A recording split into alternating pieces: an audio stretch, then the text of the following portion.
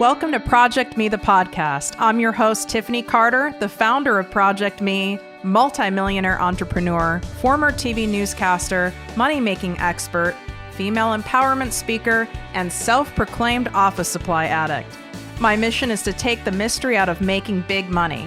Every week on ProjectME the Podcast, I'll share success tips, strategies, and stories from other entrepreneurs, experts, and millionaires, showing you exactly how you can achieve your most exceptional life. Now let's get to it.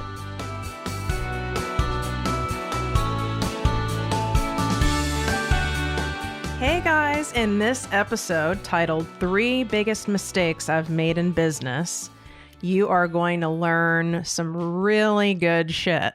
That's putting it pretty bluntly, right? I like to keep things really simple and straightforward, and the more you listen to my episodes, I believe the more you will appreciate that. I don't like beating around the bush. I like getting right to the point. I value your time and mine, and so I know you just want to be able to hear what you need to hear and move on to the next episode or move on to something else you have going on in your life. So I'm going to just get right to it. The first biggest mistake that I made in business, and keep in mind, right, I transitioned from an employee to an entrepreneur. So I had a side hustle going before I fully transitioned as a full-fledged entrepreneur. And there's an episode that discusses how I did that if you're interested. But for this episode, I want you guys to hear and learn, and you can even laugh at the mistakes that I made, these 3 major mistakes, because it will for sure save you a crap ton of money, headache, heartache, and perhaps even legal drama. So it's important I share. If people shared this with me as bluntly and clearly as I am sharing it with you, oh wow, I'd probably be a couple $1 million wealthier. But that's okay. I digress. All right. So the first mistake that I made, because I wanted my business, my new business, my side hustle to, make lots of money really quickly, like most of us do, right? I wanted to get out of that damn corporate life. So I wanted it to go gangbusters right away. So what did I do? Every single client that came my way that wanted to hire me, I said yes.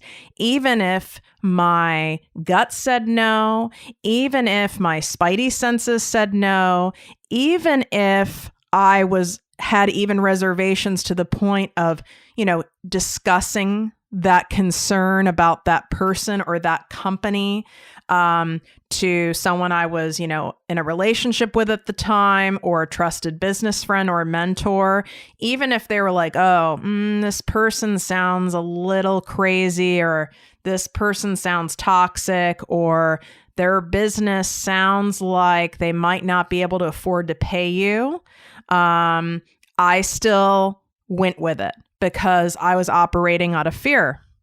I just said yes. I thought, okay, there's a lot of motivational books and speakers that say, well, just say yes to everything.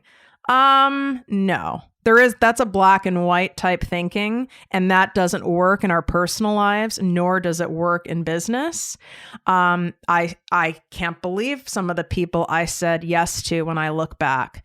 I said yes to someone who had such high expectations and was so desperate and was referring to me as their white horse. Like if I was it, they were putting their last dime into me. Well, there are no guaranteed results in anything. In advertising, in hiring the best of the best, there are no guarantees. It doesn't work like that. And when someone comes to you with that level of desperation and just outrageous expectations, it's a setup for failure.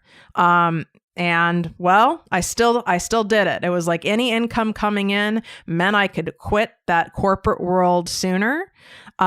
So I said yes. I kept saying yes. I even said yes when people wanted me to give them a discount because I had known them a long time. And again, you can learn more about my transition on another earlier episode. But I already had been doing a lot of work for free for my clients prior to making it a business. Okay. And I know that other people have that going on too. So then I had to get up the courage, right, to ask them, to require and ask them to pay me, which, by the way, they all did. Then word of mouth spread, and then I had people contacting me. So they were people I didn't even know, but I just had that gut feeling that something was off, or they kind of made it clear that they were crazy. I mean, I even had one person tell me that they were kind of kooky and crazy, and I still said yes. So what happened is, I did get paid by all these people. I'm very good at making sure I collect money. So I did get paid, but it didn't matter because what I was getting paid, the amount of time, energy, frustration, drama I had to experience from saying yes to people I should have said no to, I ended up, in some cases, spending more than I made because they were just so demanding and I kept saying yes. Or the amount of hours I worked, because to me, my most valuable, and to you, it should be for you too, most valuable resource is our time, right? Especially the time of the person who owns the business, the main expert. My time is the most valuable, right? And so it's like, I gave so much of my time that by the end of fulfilling, right, the project or whatever, the contract, by the time that ended, if you did the math, I was in the negative because of how much extra time I gave. So, number one, biggest mistake I've made in business is saying yes, just always saying yes. Okay. So just keep that in the back of your head. I don't care where you read it when people say, oh, just say yes. You have to, you'll have people in your family or your husband or your wife saying, you just need to take anything. No. Anything that sounds like black or white thinking, like all, absolutely, must, should. No. Trust your instinct. And if you're not totally sure because you're still very new, in this particular area of business, or you're just a new entrepreneur, or you're just not sure, that might be something about you where you're not always, one of your things is you don't always trust your gut, then you need to reach out to someone like me, have a mentor, a very trusted business friend that you admire, even if they're in a different line of work, and run it by them. Don't run it by any family member or anyone who is emotionally impacted by the amount of money you make. And I'm not saying these people don't mean well, but they're emotionally invested and financially sometimes invested, whether you take a client or not, because you're telling them this client, let's say, will pay, let's just say $3,500. This person's willing me to pay $3,500 to do this, this, and this, but my gut tells me that this person might not pay, or they don't really have the money, or they're something's off about them. Well, it could be your spouse or your significant other, or it could be a friend who's broke as a joke, and they are saying, oh no, just take it anyway. You'll be able to deal with it, because their focus is on that money, right? So it's always better to go, I always say, like an unbiased third party who's not tied to you at all financially or emotionally. And you guys can always reach out and DM me if you want to run something by me. I give pretty damn quick answers, and my instincts are dead on at this point after 10 years of being an entrepreneur and having made these mistakes, right? Okay, so let's move on to my second biggest mistake that I've made. And this one, I'm going to try to explain it as straightforward as I can. I don't want to go off onto a tangent on stories. I have a lot of stories around this one, so I'll probably create other episodes with this topic in mind.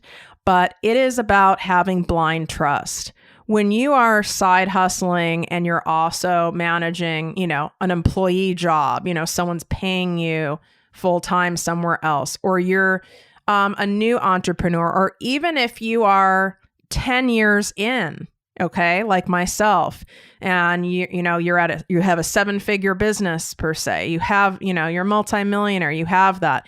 This can still happen. This second biggest mistake happened to me after I've made my first million. Okay. So it doesn't matter if you have zero in the bank or millions. This is something that can happen because being in business and being in the work world. Okay.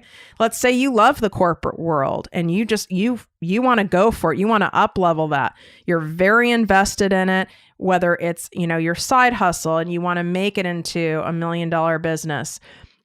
We're so passionate and driven and we want it, but also when you want it that bad, there's a lot of parts at play, right? We all have personal lives. So many of you listening, you have kids, you have a spouse, maybe you're going through a divorce, maybe your kid has, drama going on, you have a parent who's sick, or there's, weddings in the family. There's always shit going on. So you have all that going on, right? And then on top of that, all the stuff you have to manage as being an entrepreneur or just the owner of your own life, right? The CEO of your own life, whether you have a corporate job or you're a business owner, you have so many hats you're wearing. There's all the administrative stuff. There's taxes. There's the legal stuff. There's invoicing to get paid. There's if you're doing digital-based business like myself, #laptop lifestyle, you have that going on. I'm not even exaggerating. There are 25 different platforms that I have to pay for, right? That are reoccurring monthly expenses that I have to pay for, manage, make sure that the updates are always done. Remember how to use the damn thing. And it doesn't matter that I have a team of people. I have to know how to do that shit. And here's why, okay? Number 2 biggest mistake I've made is blind trust. When you finally find that employee or that person you can contract that takes a giant chunk off your plate of something you hate doing. Let's say it is Excel spreadsheets, or it's all the tax stuff. Or let's say that you hate writing all that content and you finally find someone who you feel you can rely on, who has the skill set and who's going to take all this off your plate, whatever, an IT person, someone to, design and manage your various websites, whatever it is such a euphoric feeling of relief. And I know all of you get it. And this also includes, right, in your personal life. This advice is not just applies to business. It's your personal life. Maybe you finally decided to hire a cleaning person so you don't have to clean your house, and they do a great job and they're a lovely person. And you have this euphoric relief, like, oh my God, my house is clean. It feels so great. Everything looks great. Nothing's missing. No one broke anything. That euphoric feeling is so awesome and is so deserved and is so needed in business. But we all have to get to a point where we can afford to start outsourcing things, right? So you get to that point, you find that person or persons.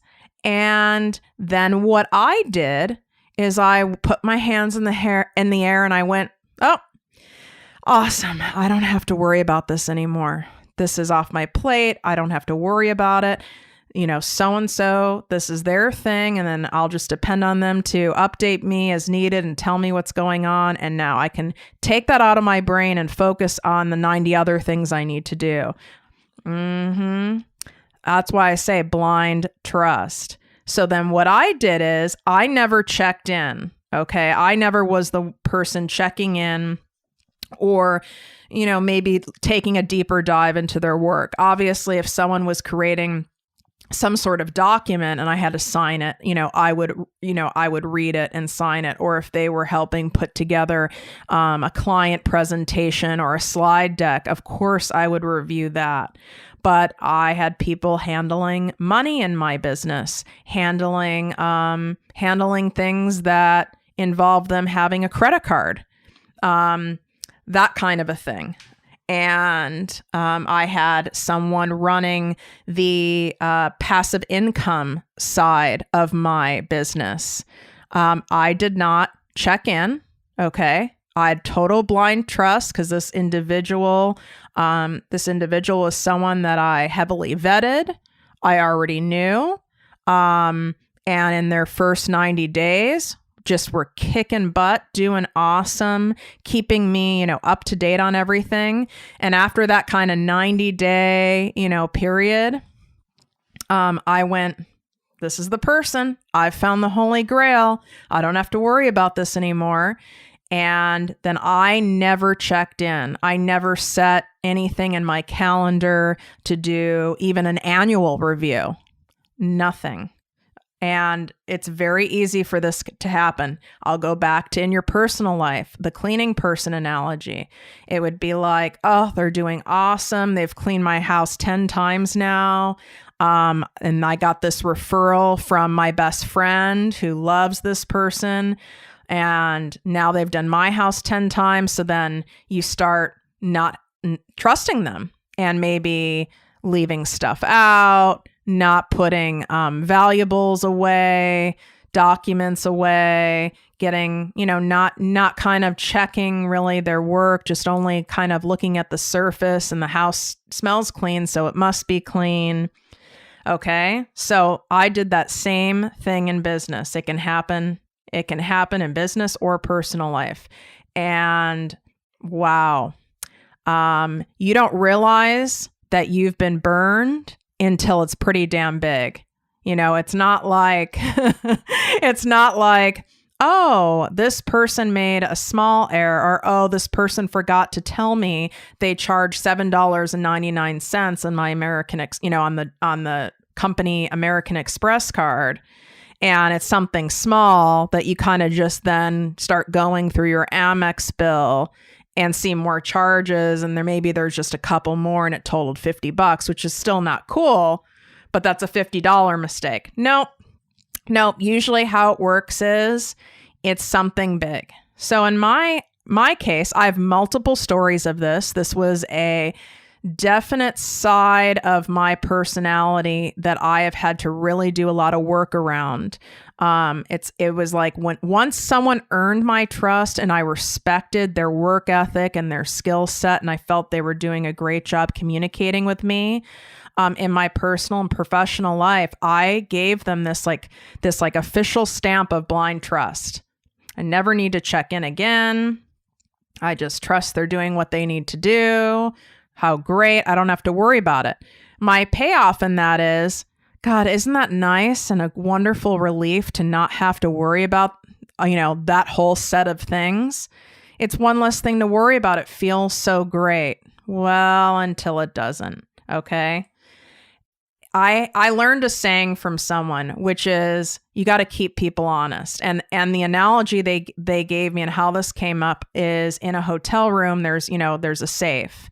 And I would ask the question of, do I really need to put like my sunglasses in the safe? Like I've had them 3 years and they're a little scratched. They're like Gucci sunglasses. Like when I bought them, they're expensive, but they're kind of scratched now. And he said, absolutely. He goes, anything that you don't want, you wouldn't want missing, or you wouldn't be upset missing, you have to put it in the safe. You have to keep people honest. It's not saying that the cleaning staff at this hotel are dishonest thieves. It's that you have to keep people honest. You have no idea what's going on in someone's life, and they could be totally honest until they're not. Desperate times cause people to take desperate actions. Sometimes people develop an addiction, Sometimes people develop a gambling habit. Sometimes people are going through a divorce and they're up against it, and, they take some liberties of your trust because they're desperate. That's not acceptable behavior, but, even good people, right? Good-hearted people can fall on desperate times and do desperate things. And to keep people honest, you have to have safety checks in place, just like as putting your stuff in the safe at a hotel room, okay? There's a reason they're in every hotel room. Even a dump hotel has a safe. So safety checks need to be in place, and it's for yourself. It's for yourself and the greater good of your business. And if you're someone who has other employees or team members, even if all the people who work for you are, people you contract out, they're not actual employees of yours, those people who aren't lying to you, right, who aren't on desperate times or whatever, you're screwing them over by not having safety checks in place for everybody, spot checks, safety checks, because the whole business will be gone and you won't be able to afford to pay those people. So it's actually really damn selfish as an entrepreneur, as a leader, to not have those in place. And it is not saying that you're not basically saying to these people who do work for you, I don't trust you, therefore I have to do that. It's just company policy. No, that's just how it is. It's company policy. End of story. And you need to check their work. You need to have the passwords, whatever access they have to your system, or if they have a company laptop, which in my case, people get their own laptops, but they're company owned. You get the passwords to those laptops. Those you own those. Those are your company property. You make sure anything they do for you, you have the passwords up front, and that you are on everything as the master administrator. That's very important. So do spot checks, even in your personal life, even with that amazing cleaning lady. Doesn't have to be every time they clean. Every couple of times, check places, like the top of the refrigerator, the baseboards of your house, and see if those details are being taken care of. Okay. And also, don't leave your shit out that you wouldn't want maybe taken. Just don't. Don't leave it out. Even if this person's been with you for years, don't leave it out. You don't know what's going on in someone's personal life. So you need to have safety guards in place. So, for example, when I have corporate credit cards now for people, okay, I make sure my business manager, who is a CPA, who has a fiduciary responsibility and would be in big trouble and could lose their license if they did any, shady business with me, they get a full copy every single month, itemized, of that credit card statement, and I pay them, right, to go through that, or I can go through it myself, which sometimes I do. Periodically I do. And this way you can catch things. All right. So hopefully that saves you guys from a lot of heartache. And it does not make you an untrusting, skeptical, pessimistic person. It makes you smart, responsible, and honorable, and honoring those other people who work for you, because you have to protect your entity at all costs or the whole ship goes down. Okay. The third and final, there's a lot of mistakes I've made in business, but this is just the top 3. The third mistake is no contracts, having no contracts, or having contracts that aren't jointly signed, or having loosely written contracts. And this was well in, I'd already made $500,000 at this point in my business. And again, I've mentioned briefly on here that a lot of my clients are people who I had built relationships over many years. Okay. And then I also had people who referred to me who I didn't know. So varying stages. But like I told you, one of my kind of shortcomings that I've had to work on is putting way too much trust into people. and doing that blind trust. Well, I did that with clients. So people who I had known for many years, know their kids, their wife, have gone to, many dinners with. I felt uncomfortable pushing for a contract. And if they didn't push for one, but we had a full agreement on what I'd be paid each month, blah, blah, blah, blah, blah, I didn't want to push for a contract. I thought it kind of made it sound very legal, very serious, almost like me saying, hey, I think you could fuck me over, so I need a contract. Really awkward, weird. And so I only had to make this mistake one time, by the way, but it cost me a lot of money. That's why I'm sharing it. And I felt really uncomfortable doing it. And believe me, a lot of times people on the other side, the clients, especially sophisticated, high dollar paying clients, they know that there's no contract. Now, you would think that they would want one because it benefits both sides, right? I'm saying what I agree to do for you for X amount of time and for how much. So that protects them. And what protects you is they're saying, I agree that I will pay you to do this in this amount of time, blah, blah, blah. So contracts are for both sides. However, in certain circumstances, some people are willing to roll the dice if it's a really large contract for them, and that's different for everybody. In this case, is a very, very substantial sized contract. So looking back on it, in a way, it was to their benefit to not sign it because they knew I would follow through. My reputation is very solid. And they knew, because this person knew me for a long time, they knew without a doubt I'd follow through. So they weren't concerned about having a signed contract for me to fulfill my work. It was actually kind of to their benefit to not have one, because if they ever decided not to pay me, there would be no legal recourse. Looking back on it, right? Hindsight's 2020. So I was uncomfortable because this person was someone who I knew. It was someone who I blind trusted, and blind trust and business don't match, really. They just don't. It doesn't match anywhere in life, but especially in business. We have to keep everyone honest and protect everyone. Didn't have it signed, and and therefore I didn't get the payout that I had earned, that was agreed upon very specifically and clearly. And it didn't matter because the legal recourse would have cost me more to go after this person at the end of the day than I would have received. So I lost a shit ton of money because I didn't want to be uncomfortable or offend someone by having a contract. I don't care who it is. You're employing your brother or your cousin Susie. I don't care who it is. You have a contract.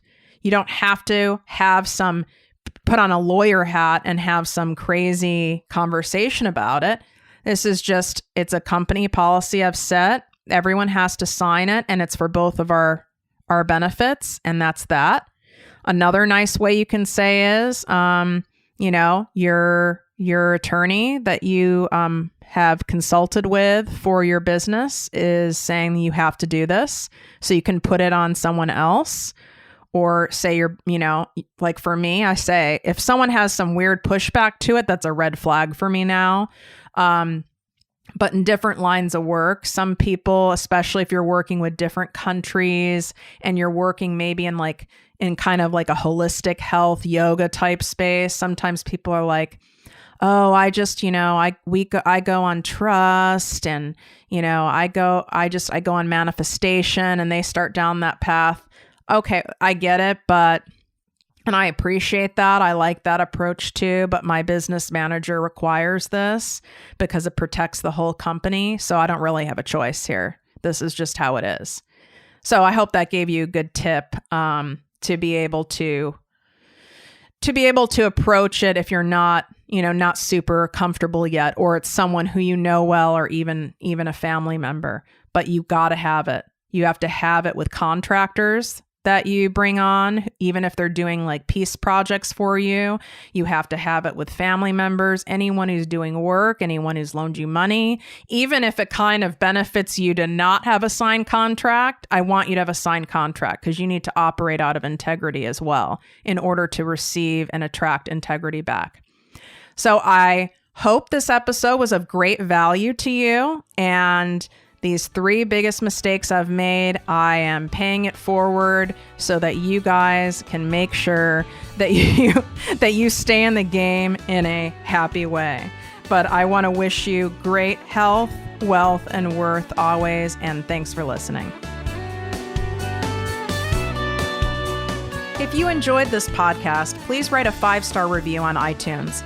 Not only will this make me super happy, but it will allow more listeners to find our special show.